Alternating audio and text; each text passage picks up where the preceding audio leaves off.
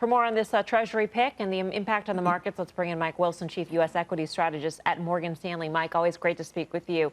What's your take on Janet Yellen as Treasury Secretary? Well, look, I think you guys did a good job of covering all the bases. I mean, from my standpoint, I think the good thing is it's not going to be a fight, right? I mean, she'll get approved pretty quickly, which is important because we don't really want to have a, time pass here in the transition. So that's point number one. And point number two is, she's a familiar person as well, right? I mean, the market knows her. The world knows her. So this is not what is she going to be like? People know who Janet Yellen is. She's very clear. She's a good communicator. So those are all, as everybody said, that's what the market wants. It wants clarity. It wants visibility.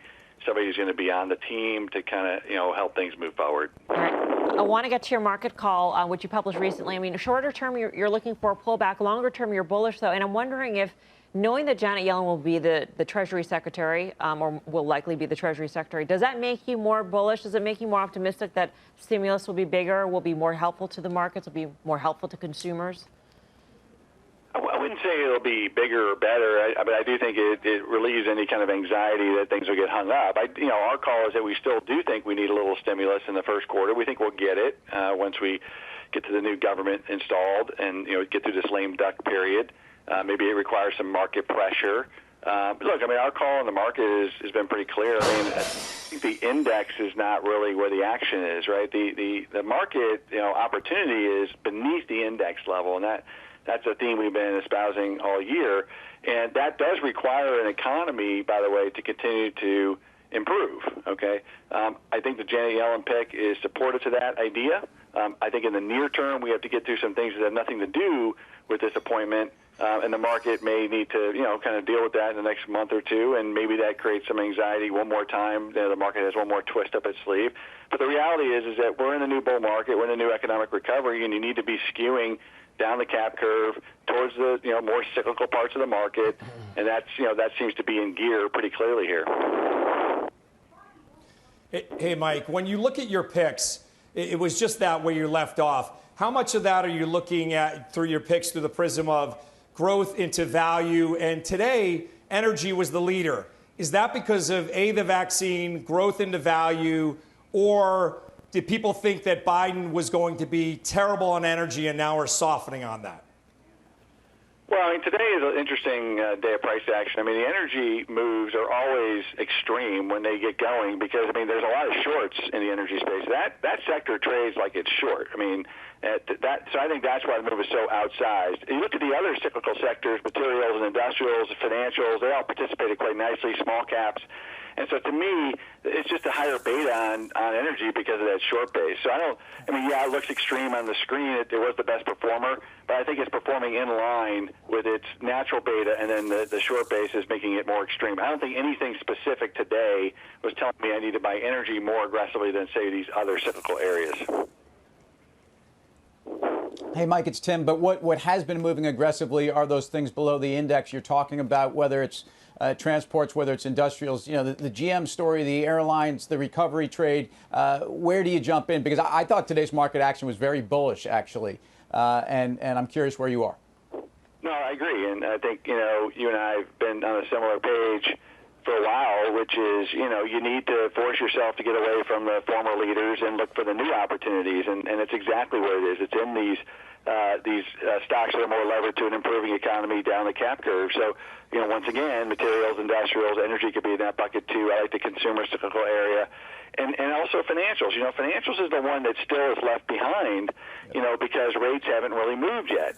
But the way I think about it is the rate market is the one that's behind, okay? Every other market that I look at in the world is telling me things are going to improve next year. And for whatever reason, the rates market has been left behind because there's a view that the Fed is going to keep things tapped down. But ultimately, that's a losing game. If the economy continues to improve the way we think it's going to, rates are going to follow. And so that leads me to believe that maybe financials might be the one that has the biggest upside potential because people are still leery of going there simply because of that rate story. Mike, great to speak with you. Thank you. Thanks a lot. Have a good night. Mike Wilson, Morgan Stanley, you too. Here's to build on Mike's point about this rally changing and getting out of the leadership names. This is what Carter just sent out moments ago by email. Each of the top 5 stocks in the S&P 500 index today declined, while the index itself rose. Dan, I thought of you immediately when I read that email. Yeah, listen, it's been my view. I know Steve has been on this trade for a while, this sort of rotation. And I think when you have a day like today where you see Apple, the largest market cap company in the world, $2 trillion in market cap, down 3%, and the rest of the FMAGA group down, and you're seeing that rotation. Here's where I'm just a little less optimistic in the near term. I'm kind of in Mike Wilson's camp that the market is a little overcooked here. The Fed's balance sheet has increased, $3.25 trillion this year alone. We know that there's going to be $1 or $2 trillion more in just fiscal stimulus, hopefully coming in the first half of next year. At some point, all of that debt has to weigh on future growth. And I know that the rates where they are, it's great for stocks on a relative basis right now. So I'm not so concerned when I think about the FMAGA complex, these major mega cap tech stocks correcting, going sideways a little bit because you have these moves in these other areas. But I don't really buy the moves in the other areas. I don't buy the materials. I don't buy the energy. I think that, we have Goldman Sachs calling for a Q1 GDP decline. So are we in a W now? We're in a double dip. What's going on with the economy? And the longer that this transition kind of just gets extended here, the least likely we are to have our population inoculated under the best case scenarios, which is really when this economy can take off, which is really when the stock market can take off. But I'm not so certain with all of this debt that we are just getting to the bridge to the vaccine so we can get the stock market, or we can keep the stock market up. I'm not sure that's great for future returns, and I'm not sure that's great for future economic growth. Getting to the sector that Mike Wilson likes the most here, financials. Guy, your take?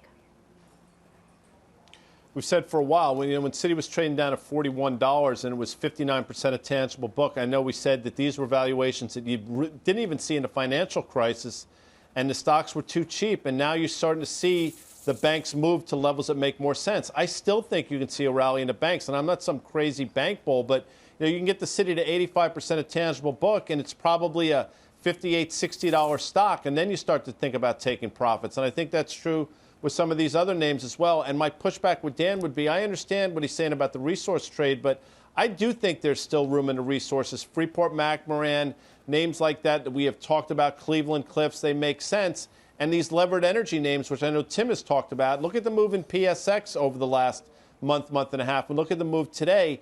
So despite the fact that there may be headwinds coming, there's still some runway in terms of the stocks to the upside.